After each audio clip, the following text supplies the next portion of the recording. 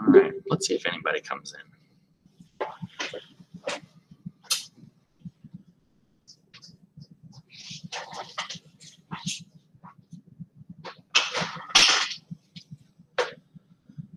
Okay. Hey, we did have somebody join. Yay. All right. So this is BIM class second period, and we are going to be taping our session for everybody to watch later on who wasn't able to get into class at this time. So what we are going to be doing today is we're going to be looking at Word documents and getting a feel for the Word document and doing a few things from the book, lesson 1. There is going to be a slight situation because you don't have physical books, obviously, in the virtual environment, but you should be able to get your e-textbook from the school's website. I know nothing Okay. about they have the most amazing. Oh my gosh, Brianna, you gotta mute, sweetie. Really? Oh, sorry. Yeah, unmute if you have a question or type it into the chat and I'll find it and I'll answer your question. Okay, so you should, if you don't know how to get your virtual textbook, you need to go and to the district website. There's something called an SSO sign-in, and you can get there. Get to your textbooks online. Let me show you a little bit of that now, if you are unfamiliar. Okay, so you're in there, and you go to the Harlandale website, and there's going to be something, I believe, for students. Yes, for students, you have a single sign-on right here. Okay, for me, it's a little bit different. I will go to mine. Oh, no, there it is. Oops. Single sign-on for me. Okay, and then you put in your username and your password like you normally do whenever you log in.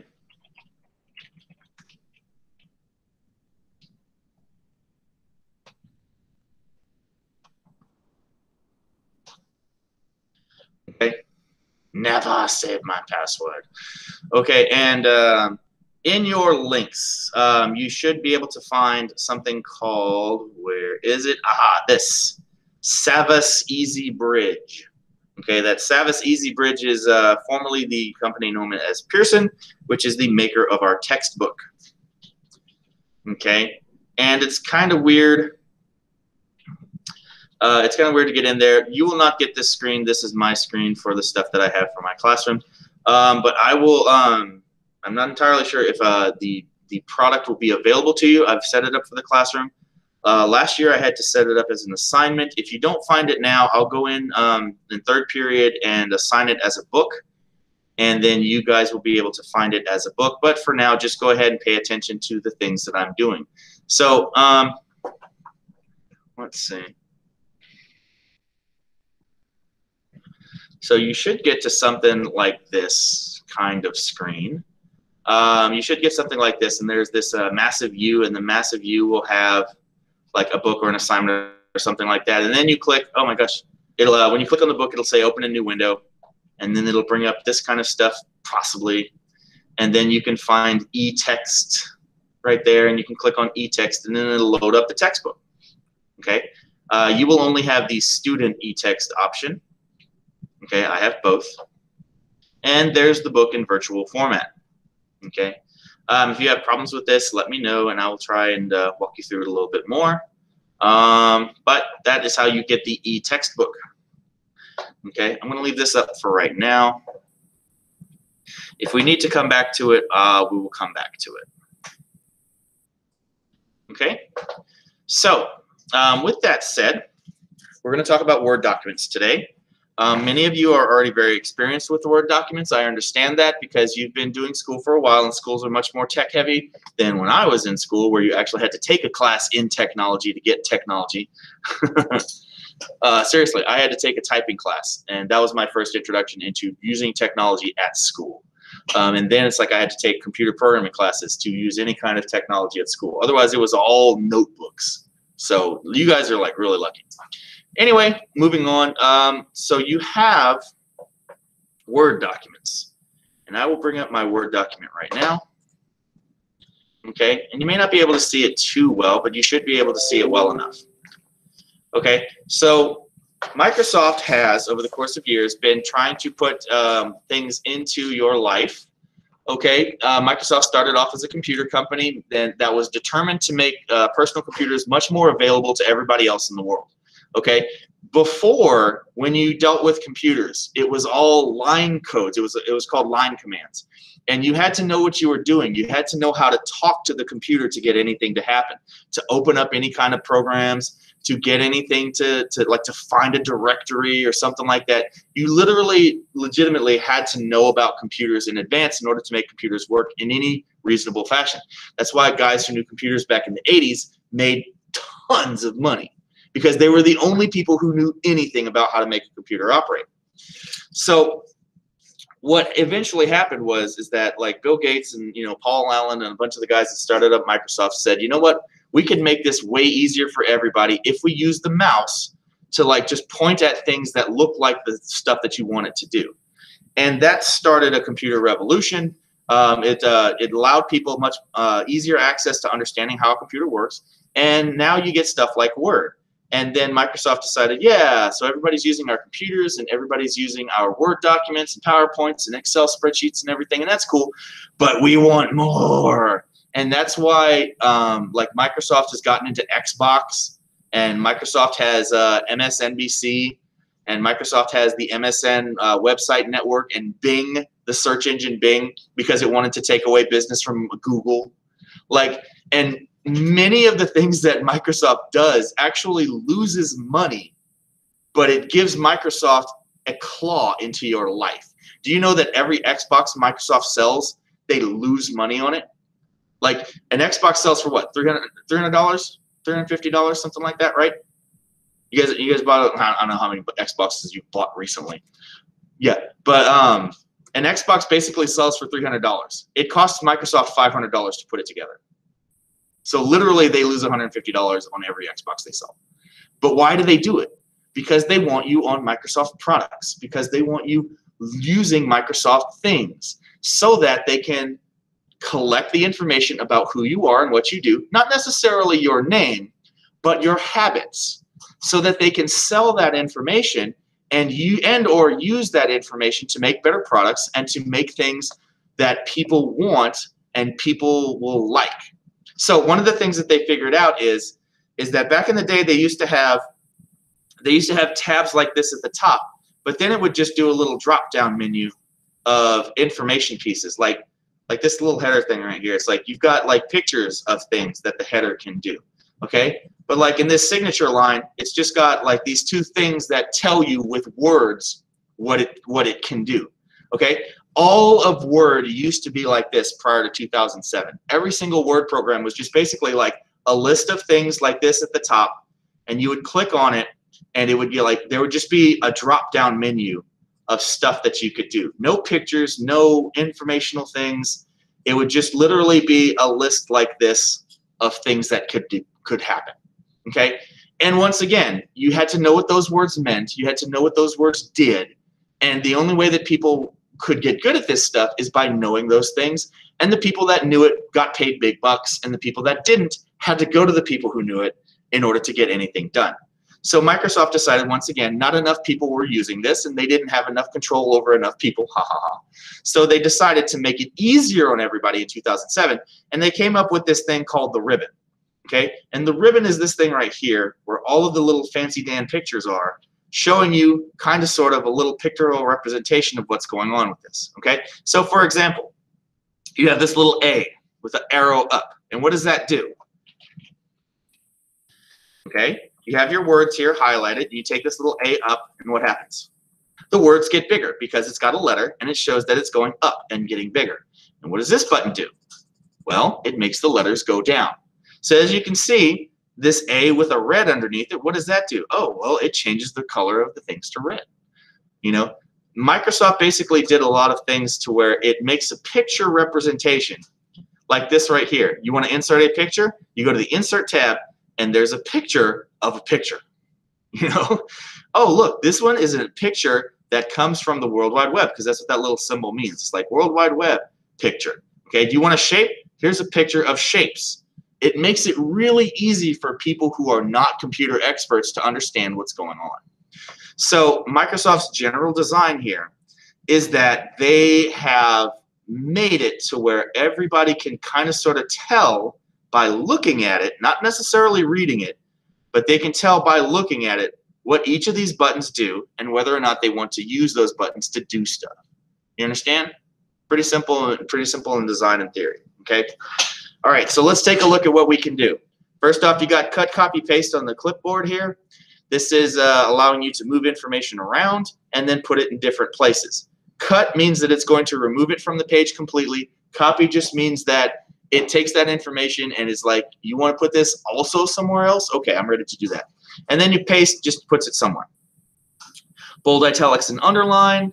You got this thing right here. That's the list of fonts. You can also notice that the fonts are actually in the font that they are.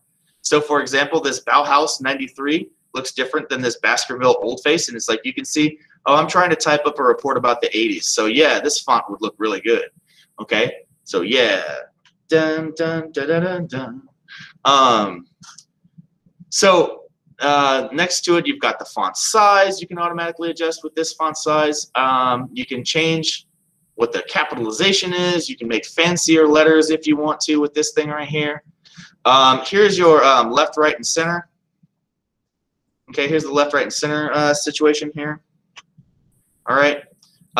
You also have the ability to do tabs, basically with these buttons right here. So if like your tab button doesn't work, you can use these to move things left and right. Background colors in the background of the words, automatic styles and stuff like that. So this is the Home tab, and these are the things that you're going to be using most of the time. Okay, so you're going to be using most of the stuff that's on here most of the time. Now these other tabs are very specific tabs about very specific things.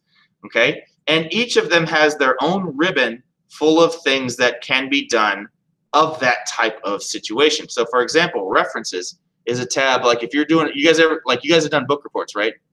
All right. So Microsoft has actually programmed in a whole bunch of stuff that are basically about book report kind of stuff. Okay, like citations. Who here likes to do citations where it's like you have to list the last name, comma, first name, period, title of the book, city that it's in, a city that it was published in, date that it was like all that stuff. Do you guys remember all those rules? No, you don't. Don't lie. You don't know all those rules. You don't remember all those rules about how it's supposed to look whenever it's a internet site. You don't remember how it's supposed to look whenever you're doing like an audio book and all that stuff. But you know who does? Microsoft Word does.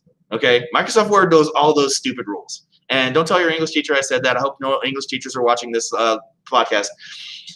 But all of those rules are stupid and dumb. And they just, it's like, oh my God. But you know who knows that rule? Microsoft does. Okay, and they programmed it all in. Do you want your stuff to be in MLA format like we always do in high school? Then go down the list of styles for your citations and select MLA style. Go to references. Go to this area here for citations. Go to style, and you can go down the list of styles, and it will style it up in MLA style. Okay? So that's what you guys use in high school. The one that it was automatically set to is APA. APA style is American Psychiatric Association, but basically APA style is the one that they use in college. I don't know why high schools make you learn MLA and colleges make you learn APA, but that's how it is. And it's kind of stupid and dumb, but that's the way it goes. So if you want to, and you know that you're going to be using this all the time, you can go ahead and set your Word document to do MLA style formatting. And then every time you do your reports here at school, it's automatic. It's going to be set to do it in the MLA style, which is slightly different than the APA style. Okay? And it's got a little button here for doing bibliographies automatically. Like you can just drop in a bibliography. Okay? You can drop in a citation. Like Maybe you're quoting the same source like multiple times. Like you've got this really good book that's full of great information and you quote it 5 or 6 times. All right. Every time you have a new source, you don't have to type it in the stuff that the source, of the source, the way that the source needs to be cited in an MLA document. You can just put in source, and then it's like when you put in the source with this add new source here. You put in all the information that you would have to put in for the bibliography. You say okay, and then every time you want to do it, all right, let's just say author book 1, or the author is Bob. Bob. His mother wasn't very inventive. Title is book 1. Okay, the year is 1975.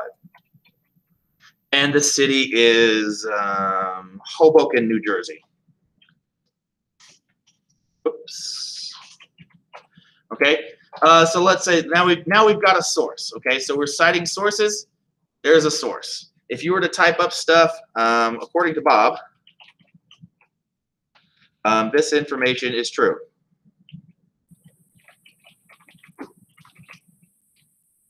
Okay, and then we cite Bob. Okay, for a citation, we just go insert citation. We cite the book of Bob, and the Bob citation pops up. Now, every time you do the Bob citation, all you have to do is go insert citation, Bob. Okay, and it's like this one. Bob also says this is true. So let's say this is like 3 paragraphs down. Okay, 3 paragraphs down, you got another source quote from Bob. All you have to do is go insert citation, Bob. Bam. All that stuff is known to Microsoft. Okay, so but this is very specific. Does everybody have to use MLA citation for everything? No. Do people in the business world write letters to each other with MLA citations? No. We just write letters, dude. So references. This tab of reference stuff is there just in case you need it, but it's not like they're not trying to shove reference stuff into the home tab, because the home tab is where just the most useful stuff is. So stuff that's for references, stuff that's for layout, designing stuff, inserting all these things, all of these tabs are separate so that you can do them when you need them. Now another thing that happens is, let's say you insert a picture somewhere. Okay. Here's a kid who is in our school in 2016 who managed to make himself into quite the baseball player. All right, and that picture is way too big. All right, so this picture right here is in our Word document. Let's say it's part of a story that we're writing.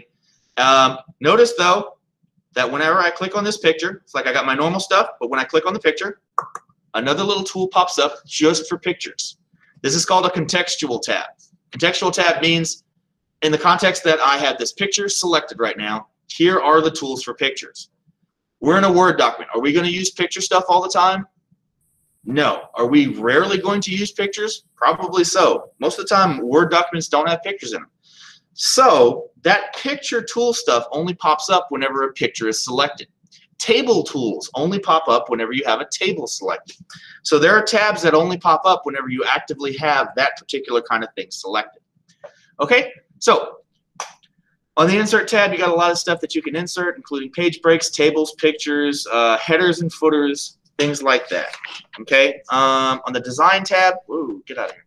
On the Design tab, you have a lot of stuff that lays out the themes and the fonts and the colors. The layout is all about the orientation, the size of the page, how many columns you have, indents and spacing, things like that. References we talked about, all the stuff that you need to write your school reports. Mailings, when you need to mail out this letter to like hundreds of people, you can actually set it to look at a list of people to mail stuff to, and then it will automatically do every single letter with the next person on the list's name. So it's like the first letter is like Dear Mr. Jones, and then the next letter is like Dear Mrs. Smith. And then the next letter is Dear Mrs. Hernandez. You know, it's like it will look at the list of things and do that changing of the document for you. It's actually pretty useful if you're in the business world. Reviewing stuff is a tab full of things where it checks your spelling and grammar and things like that. The View tab is where you find like different ways to look at the document, different ways that you can put in grid lines to make sure that everything lines up properly. Things like that. A very important thing, and I want you to do this right now. It's not automatic usually. Everybody in class Everybody at home, if you've got a Word document up and you're looking at it, go to the View tab and then find this little box that says Ruler. It's in the Show area. The Show area might just be a drop-down list right now. But find the one that says Ruler and check it, okay? Because we will do stuff where we're going to put tabs into this ruler to make the words go to certain spots on the page, and you will need your ruler for that. So that's a good thing to have already set up on purpose. Okay? All right. So now the book in chapter 1 wants to talk about looking at the window, and we just did that. Making changes to the window. It's like you can expand by grabbing along the sides, the edges of it here, and expand and contract it. You can also use this up here, this button up here, which maximizes it across the screen. If you click on the double window thing, it just goes back to the regular size. You guys know about that stuff. You're all like super techno wizards and stuff. Okay. Moving things around. Let's say we have a lot of text. I'm just going to put in some Fako Bako text right here. Also going to make it bigger. Okay, and let's say we've got like paragraphs of stuff. Ooh, too much paragraph. Okay, let's say we got paragraphs worth of stuff here. Okay, now if I click on something and drag it, I will highlight that stuff. Okay, if I just click on something, it puts the cursor in there, and I can do what's called inserting. Okay, now there's a button on your keyboard that says insert. If you press it, okay, it'll insert stuff, but if you press it again, no, it doesn't do it. Okay, there's a thing called overtype mode. It used to be working with the insert key, but it doesn't do that anymore. So it's actually a file thing that you can do. You can go into the file section and like make it one of your settings. But basically, also down here at the bottom, you can set it. Overtype mode. If you do overtype mode on something, instead of like moving the characters along as you type in new stuff, it just writes over them. Okay, so that's what overtype mode does. See, now it's on overtype mode. And notice how everything is getting replaced instead of moving away. Okay, you can click it back to insert, and now everything gets moved along. Okay, instead of being replaced. Okay.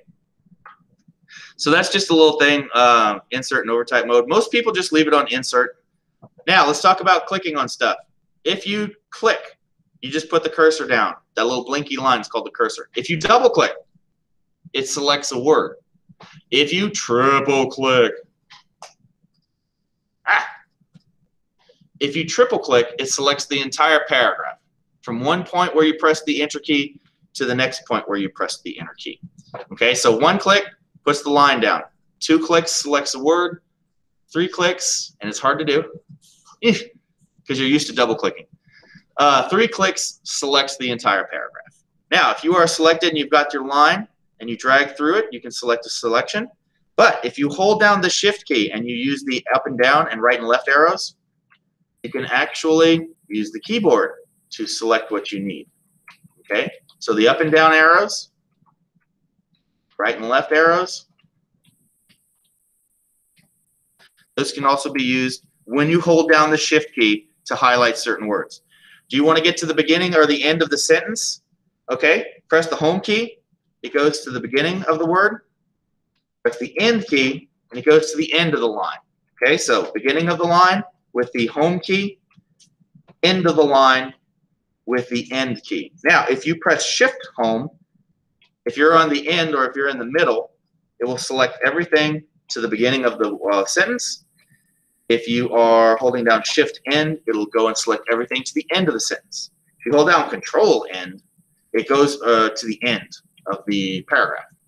Okay? All right. So that's fun ways to, pretty quick to get around stuff. Splitting the window, you can go to view and you can hit split, and it actually gives you like 2 different ways to view the same document. Now watch, if I go up into here and I start typing stuff, it still shows that the stuff's being typed because this is the same document. You're just looking at different parts of it.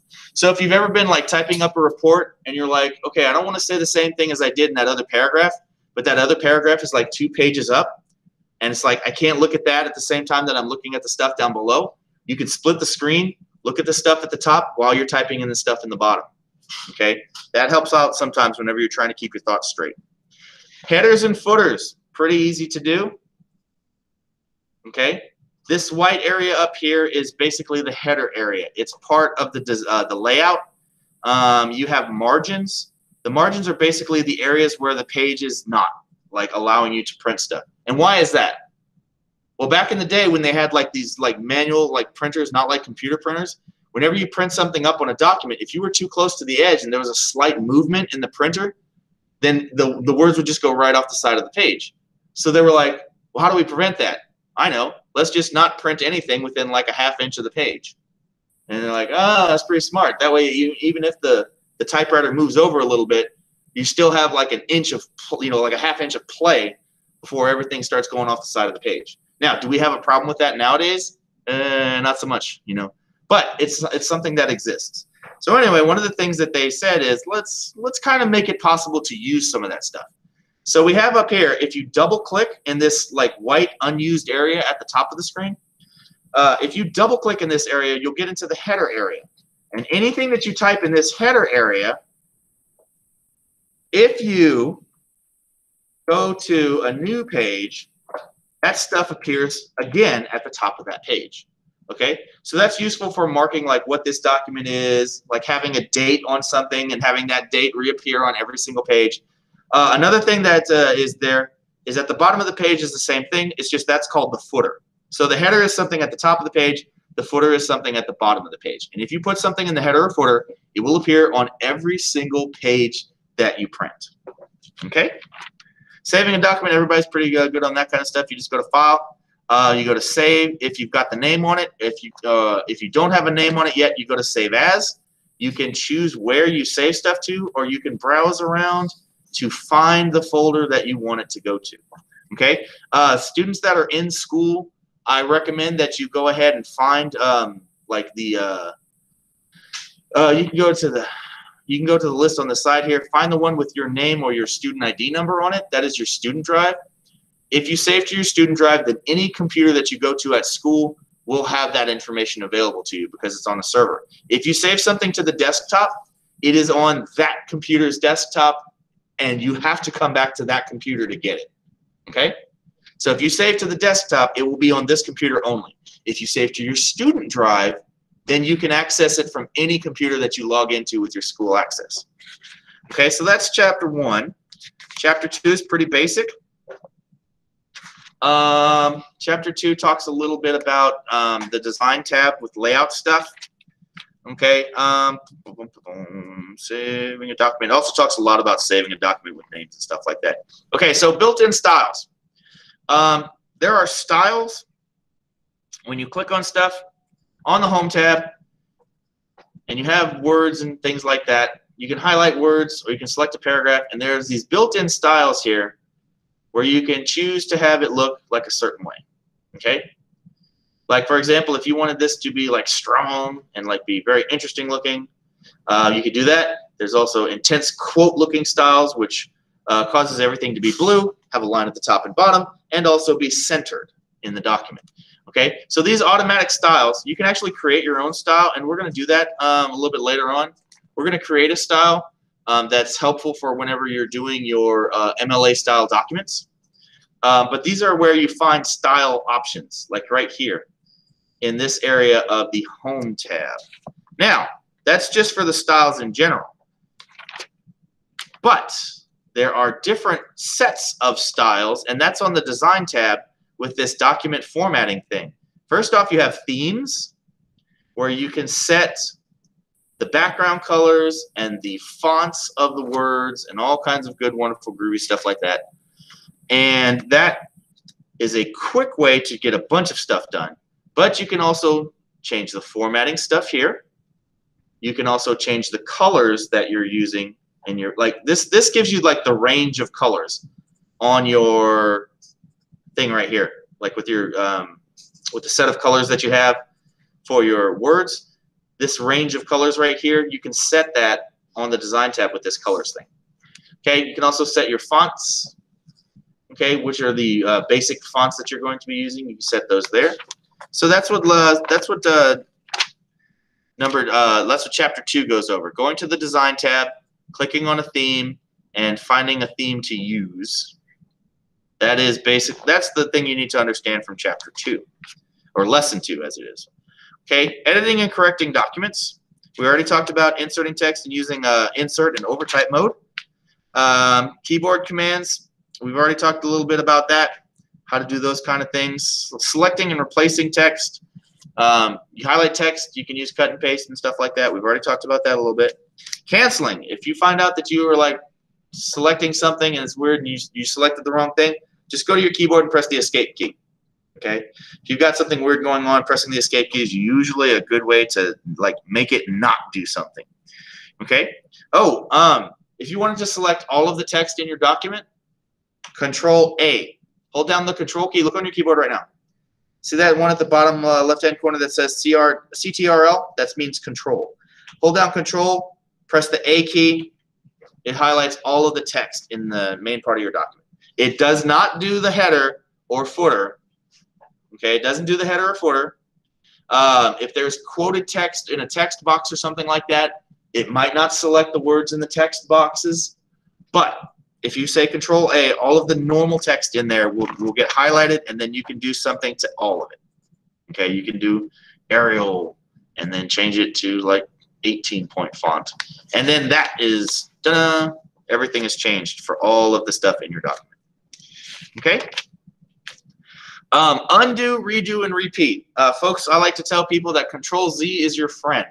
Okay? Did you select something? Did you accidentally delete the thing that you definitely needed to save or not delete or something like that?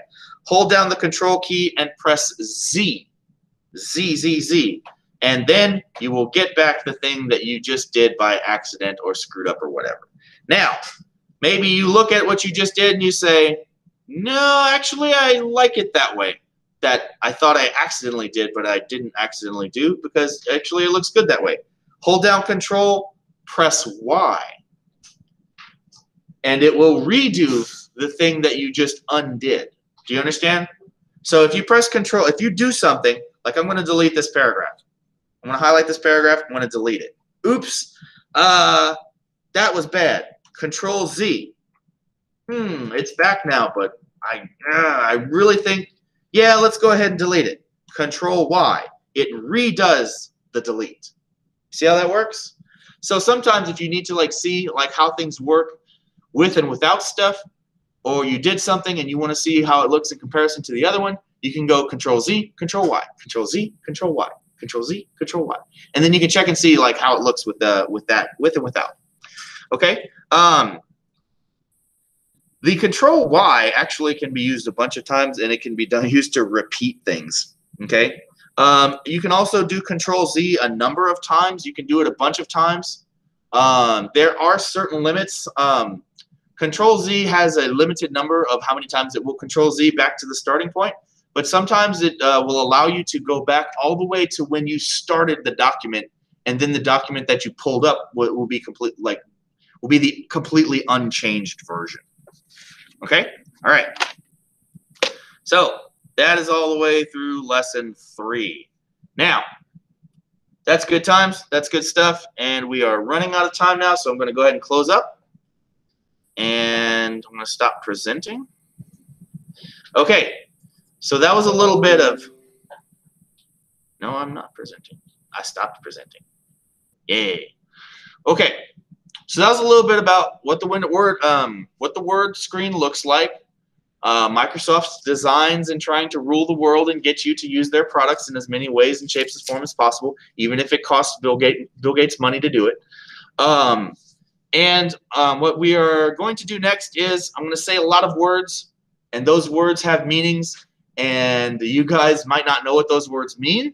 So what I like to do at the start of a chapter in the book is I like to do a little bit of vocabulary first. And the way I like to get you guys to realize what those words mean is to do a vocabulary assignment. What you're going to do is you're going to open up a Word document or a Google Doc, and I'm going to give you 3 pictures that are the copied vocabulary words for this chapter. And I want you to type up those vocabulary words in your own Word document or Google document, and then you're going to upload those completed vocabulary words typed up into the Google Classroom. Now, Some people have thought to be pretty smart and try and fool me by going ahead and taking the pictures that I give you and then just putting the pictures into the Word document. Don't try that. I'm smart. I know how that works. Okay, so that's going to be the assignment. I'm going to upload the pictures to the thing, and then it's like tomorrow your assignment will basically be to do your vocabulary words in a Word document, typing it up on your own. By doing the typing and seeing the words over and over again, these words will now be familiar to you, and you will be able to understand them a little bit better. Okay, that is all we got for the recording today. Thank you very much for showing up. Everybody go ahead and leave the presentation now. Thank you, online participants. You may go now.